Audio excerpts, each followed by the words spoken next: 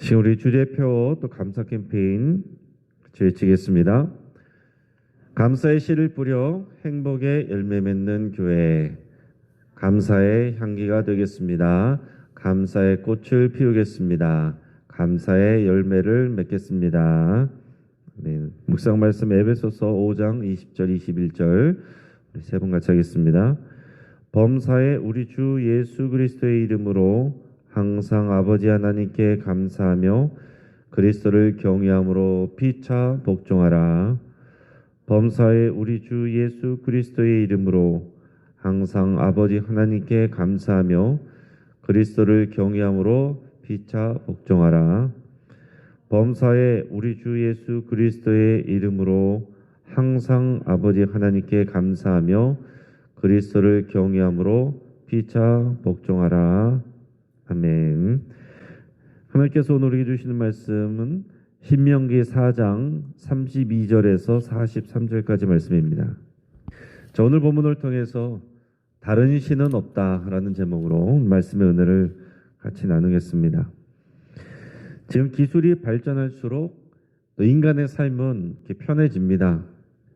그러나 그로 인해서 또 인간의 삶이 위협을 받기도 합니다. 지금 현대는 4차 산업혁명 시대로 나아가고 있습니다. 그러면서 지금 인공지능과 로봇이 또 인간이 하는 일들을 많이 대체하고 있습니다.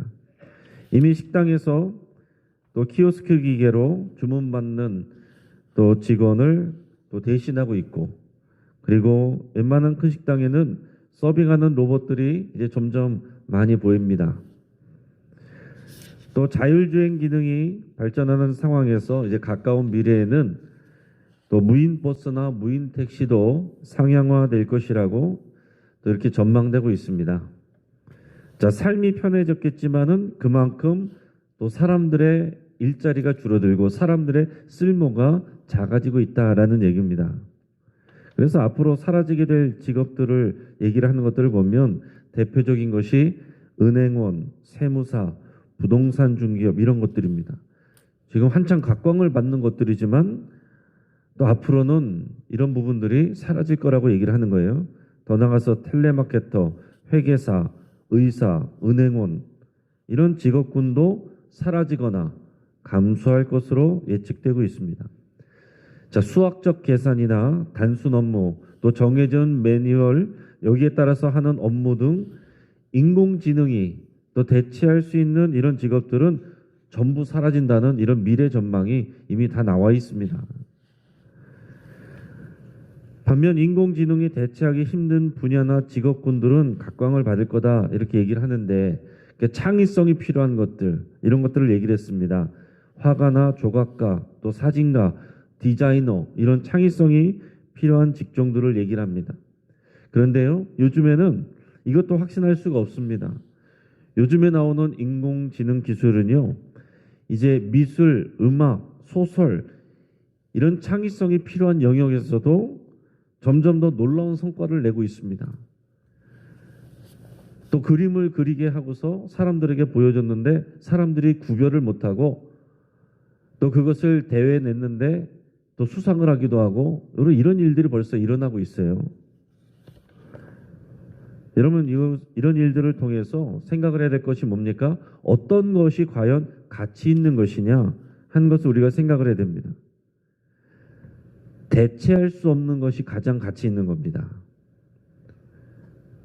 대체할 수 있는 것은 가치가 그만큼 떨어지는 거예요. 물건도 대체할 비슷한 것들이 많은 것은 상품이라고 말하고, 대체할 수 없는 유일무이한 것을 작품이라고 말합니다. 우리의 존재도 그래요. 여러분, 우리의 존재가 얼마든지 어떤 기능적으로는 다른 사람으로도 대체할 수도 있고, 심지어는 이런 로봇이나 인공지능으로도 대체될 수도 있습니다.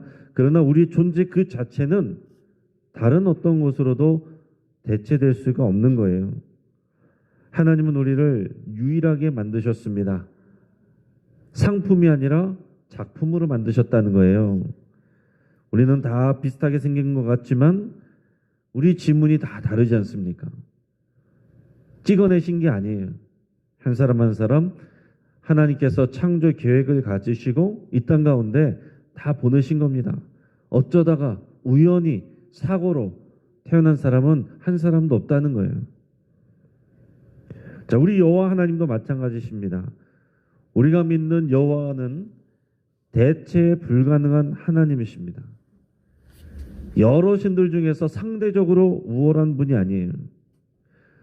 그런 말은 하나님께서 불쾌하게 여기십니다. 하나님이 좋아하는 표현은 이런 것입니다. 주님과 같은 분은 없습니다. 그럼 따라하겠습니다. 주님과 같은 분은 없습니다. 이거에 짝이 되는 말이 있습니다. 따라하겠습니다. 다른 신은 없습니다.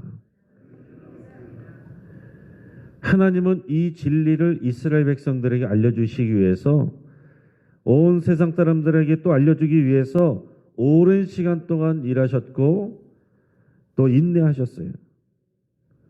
우리는 오늘 그것을 명심해야 되고 오늘 신명기에서는 가나안 땅에 들어가고자 하는 출애굽 2세대들에게 그것을 명심시키고 있는 겁니다. 우리 35절 같이 읽겠습니다.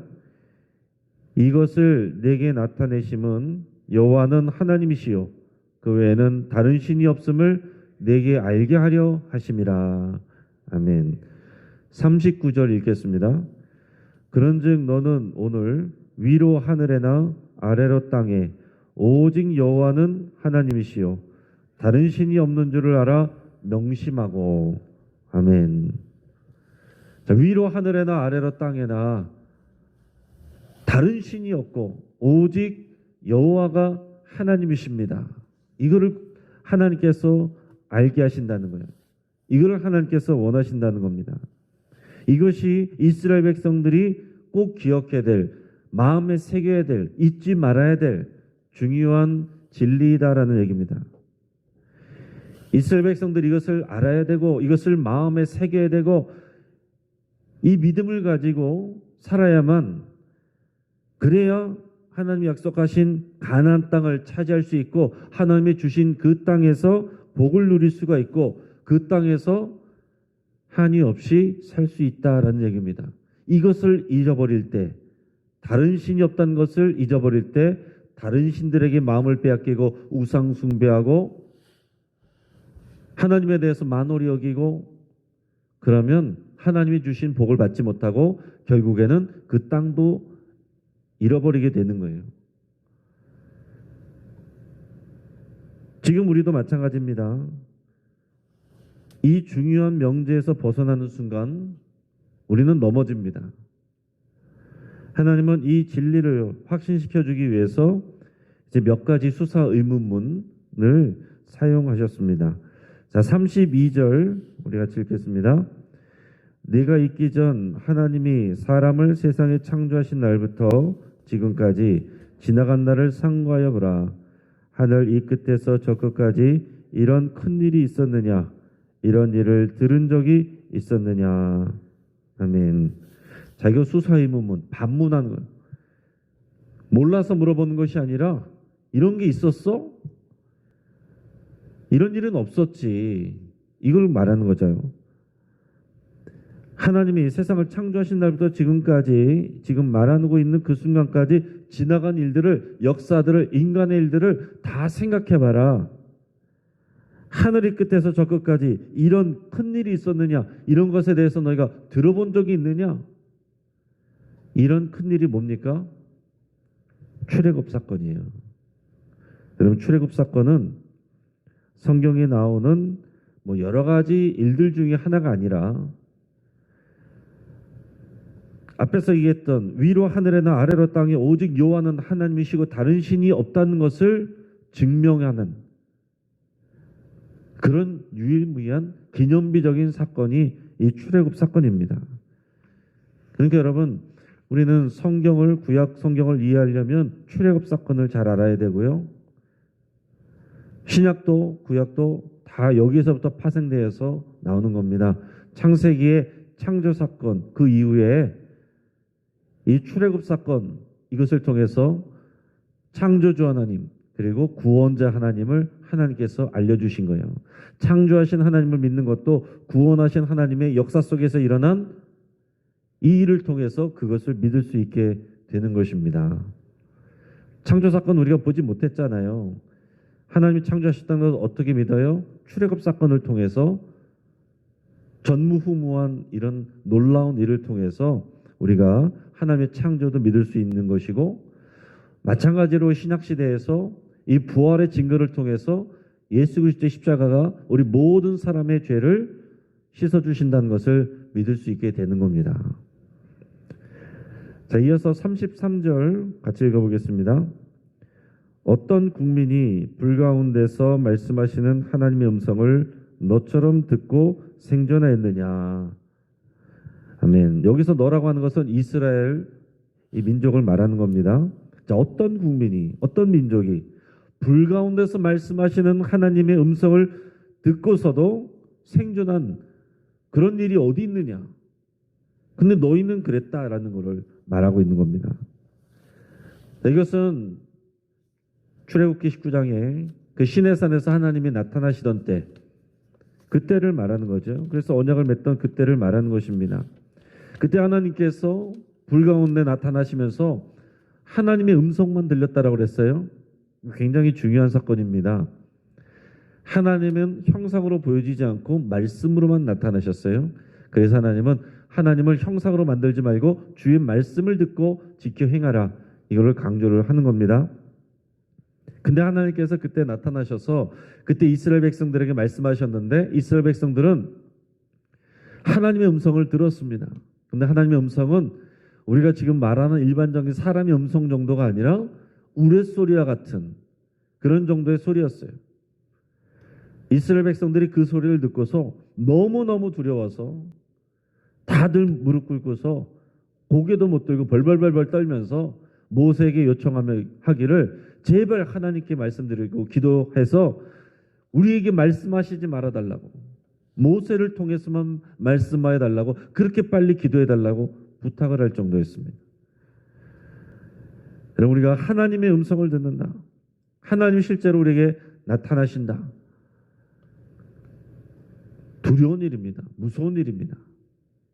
성경에서 천사들이 나타났을 때만 해도 사람들이 다 똑같은 반응이 뭐예요?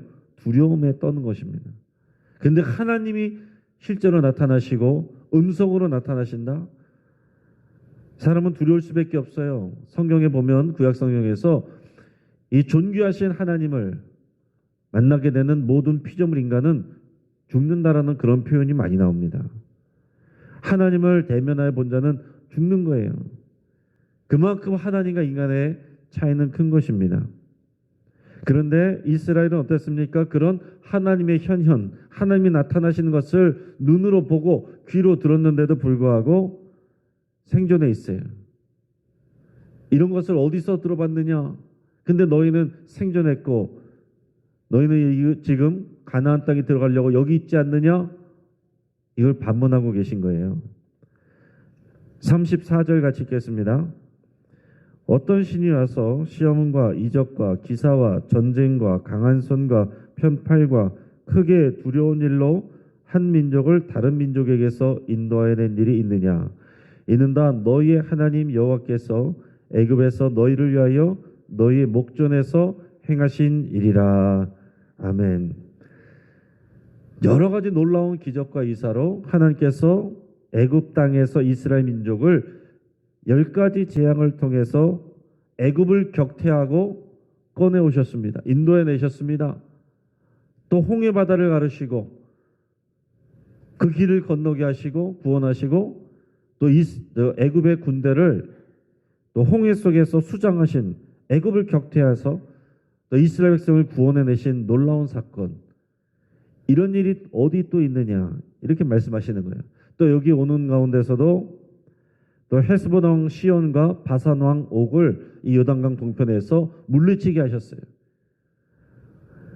여러분, 그들은요 거인 족속들입니다. 그리고 철기 문화를 사는 사람들이에요. 하나님의 백성들은요 청동기 문화 수준이었어요.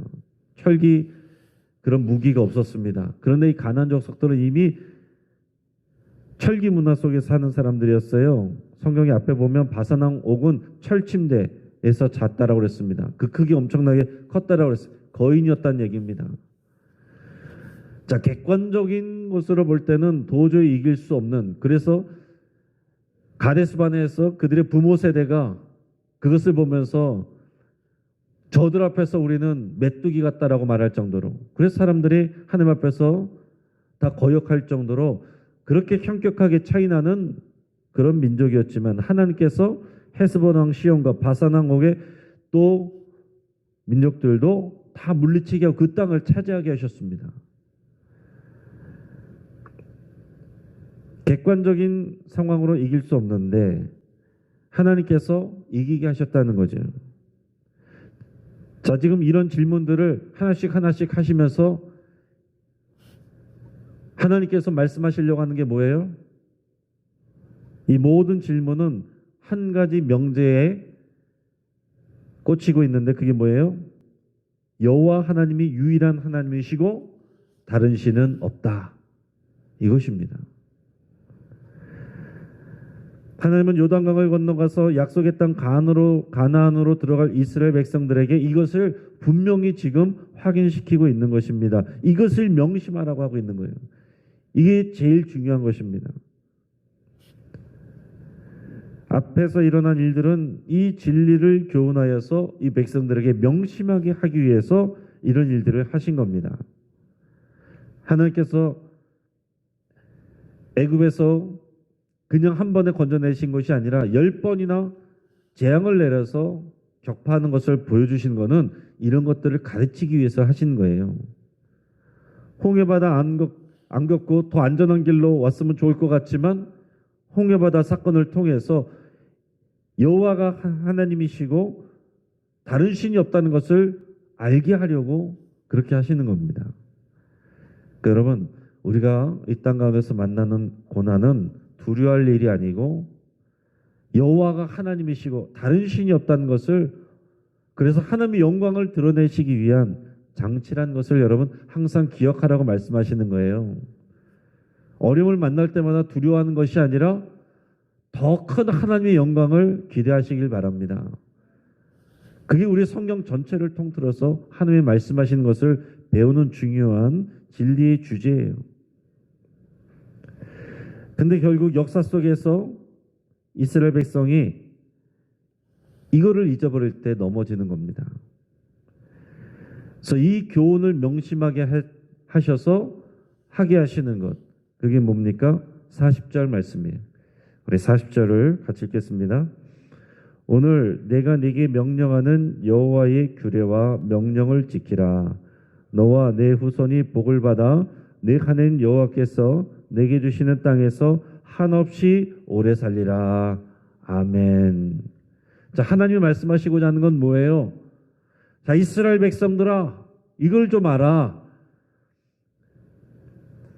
나 여호와가 하나님이야. 이런 신은 다른 데는 없어.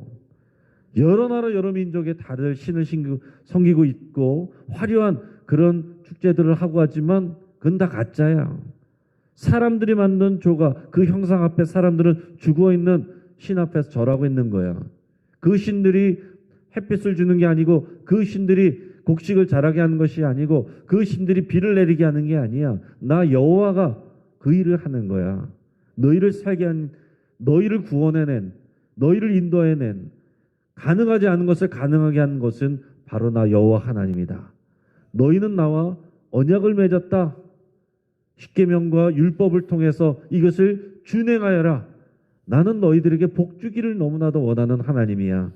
약속의 땅에 들어가서 이 계명을 지키고 순종할 때 너희는 이 땅을 차지할 것이고 복을 받을 것이고 이 땅에서 한없이 살게 될 거야.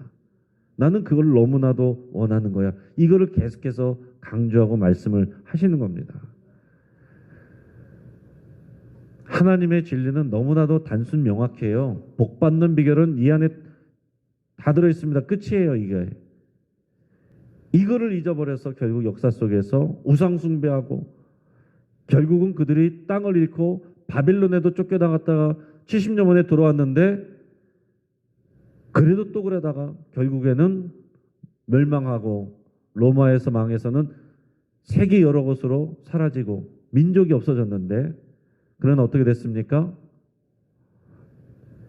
2000년이 지나서 이스라엘 나라가 다시 생겼어요. 놀라운 일이고 또 성경을 통해서 하나님이 약속하신 일이고 지금도 일하고 계신 하나님을 우리가 바라봐야 됩니다. 지금 그렇다고 해서 이스라엘 이 나라가 지금 성경에 나오는 그 하나님의 백성이라고 말할 수는 없습니다. 그렇게 지금 하는 건 아니에요. 그들은 정치적인 판단을 하는 사람들이기도 합니다. 그러나 하나님의 일과 역사가 이루어지고 있다는 것에 대해서 여러분 우리는 주목하여야 되고 하나님이 하실 일들을 기대해야 되고 오직 여호와가 하나님이시고 다른 신이 없고 우리 하나님은 여전히 일하고 계시고 우리는 하나님과 언약을 맺었고 하나님은 언약 백성에게 이 언약을 신실하게 지키고 계신다는 것을 우리는 여전히 알고 고백을 해야 됩니다. 자, 그러면서 그 뒤에 나오는 41절에서 33절까지에서는 이 요단강 동편의 땅을 차지하게 됐잖아요. 거기에다가 설치해야 될 도피성 3개를 얘기를 하고 있습니다. 말씀하고 있어요. 3개를 지으라고 했습니다. 베셀, 길르앗라못, 바산골란. 이것은 거기에 남게 될 3개 지파를 위한 것입니다. 베셀은 루벤 지파를 위해서, 길르앗라못은 갓 지파를 위해서, 바산골란에는 므낫세 반 지파를 위해서 만들려고 그랬어요. 여러분 아시는 것처럼 도피성은 그럴 의도가 없었는데 부지 중에 살인한 사람이 또 원수 갚음 때문에 복수받느라고 또 살해당하지 않도록 하나님이 보호하시려고 만든 장치가 도피성입니다. 원래는 약속의 땅 가나안에 설치할 것인데 지금 약속의 땅 이 앞에 요단강 동편에도 하나님이 원래 없던 계획이었지만 이 땅을 주셨으니 여기에도 설치를 미리 먼저 하게 하신 거예요. 이제 약속의 땅에 들어가면 거기도 또 3개를 만들게 하십니다. 근데 여기서 통해서 우리가 알게 될 건 뭡니까? 하나님께서 이 계명을 지키라고 말씀하셨지만 완벽할 것을 기대하는 건 아니에요. 실수할 수 있고 죄 지을 수 있다는 것을 하나님께서 이미 감안을 하신 겁니다. 그렇기 때문에 도피성도 마련하시는 거예요. 그러나 너희가 죄를 지었어도 넘어졌어도 결국 너희가 살려면 여호와 하나님께 와야 된다는 걸 말씀하는 겁니다. 하나님께로 도망와야 되고 하나님께로 피신하고 하나님께로 엎드려져야 그래 너희가 산다. 그걸 말씀해 주시는 겁니다. 여러분 어려움 당하고 고난 당할 때 엎어질 때 엎어져도 하나님께 엎드려져야 되는 거예요. 어떤 사람은 그런 표현했습니다. 엎드러진 김에 기도한다고. 어려움 때문에 엎드러지면 울고 있는 게 아니라 엎드러진 김에 기도해야 되는 거예요. 딴 데 가서 돌아다니면 큰일 나는 겁니다.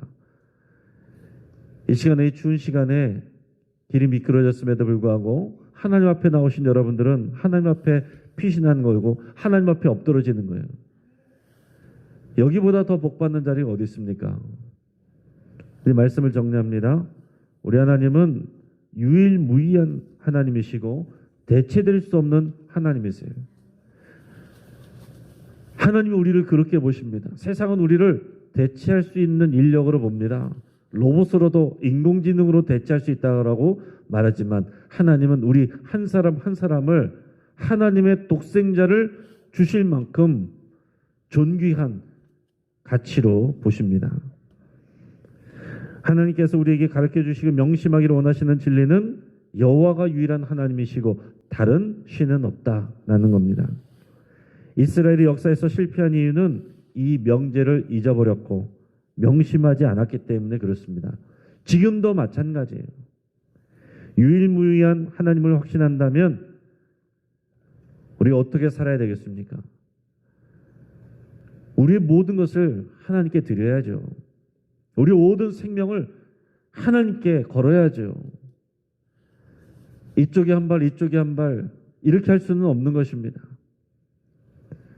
오늘 유일무이한 하나님, 다른 신은 없다는 것을 마음에 명심하시고 우리의 삶을 전적으로 우리 하나님께, 우리 예수 그리스도께 드리고 헌신하는 우리가 되기를 주의 이름으로 축복합니다. 같이 한번 기도하겠습니다. 우리 말씀을 붙잡고 함께 기도하겠습니다. 우리 기독교가 편협한 종교라는 그런 말을 듣는 이 세상에서 오직 예수님만이 유일한 진리이고 구원의 길임을 확신하며 또 세상에 담대하게 선포하기를 여러분 결단할 수 있길 바랍니다. 예수님이 나를 구원하시고 하나님 나라 백성 삼으시기 위해서 행하신 많은 일들에 대해서 감사드릴 수 있길 바랍니다. 결국 독생자 예수 그리스도까지 내주신 것으로 인하여 여러분 감사드릴 수 있길 바랍니다. 유일무이한 하나님께서 우리를 유일무이하게 대하여 주심을 감사드릴 수 있길 바랍니다. 세상 속에서 우리는 무시당하기도 하고 또 우리의 가치가 평가절하되기도 하지만 우리 하나님은 가장 존귀한 존재로 사랑하는 자녀로 우리를 대해주시는 것에 대해서 여러분 감사드리고 그 안에 머물기로 여러분 결단하며 기도할 수 있길 바랍니다. 오늘 있을 수요 예배를 위해서 기도하시고 또 한국교회에서 지금 교육부가 다 줄어들고 통폐합되고 있습니다. 사라지고 있습니다. 지금 오늘 신명기 말씀은 출애굽 2세대 다음 세대들에게 주어지는 하나님의 말씀이에요.